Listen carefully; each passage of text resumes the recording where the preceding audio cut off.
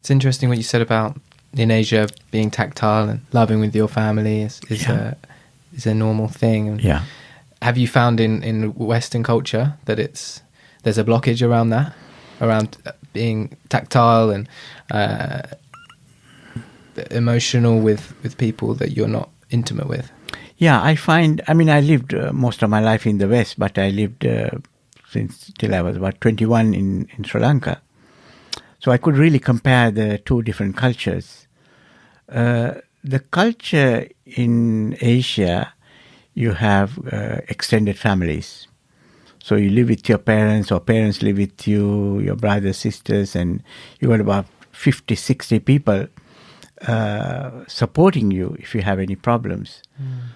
In the West, I find you are alone. Either you are a lone single person, or you're a couple still alone. Yeah.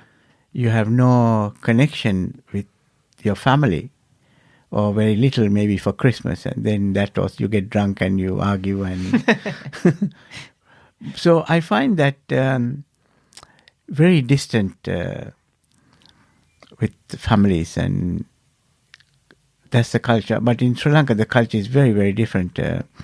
You get together with your families who are closest to you, and they are very loving and supporting, and any problems that you have, you don't need to go to counselors or psychotherapists or healers, because within the family you provide all that support with love, and you don't have to pay. Yeah. Why do you think it is? Why in the West is it? Where did the difference start? Where did it come from? I think what's happening is, as we develop our culture and the religion and economic growth, we have to work very hard to live, to survive. So the more we develop our culture and our economic success, the more we need to get away from nature. So staying alone is not natural. All the animals stay together. Yeah. So this is what's happening in the West. We are developing, and with that development, we are getting distant from nature. And therefore, we have many, many problems when we stay away from nature. And then we need a lot of counseling, psychotherapy, healing, drugs, many different things to keep us alive. Yeah, to bring us back to that feeling. Yeah. Wow, that's really interesting. I've never thought of it like that. Because it can be. I mean, I live in London. I grew up in London. Yeah. I don't know how many millions of people live here, but it's incredibly lonely sometimes. Most of the time, you know.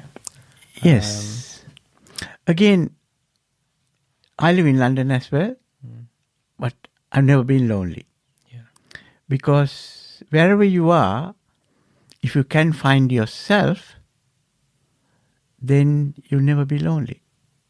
So the problem is, you get disconnected with yourself, then you become lonely. Yeah. So really speaking, London is not the problem.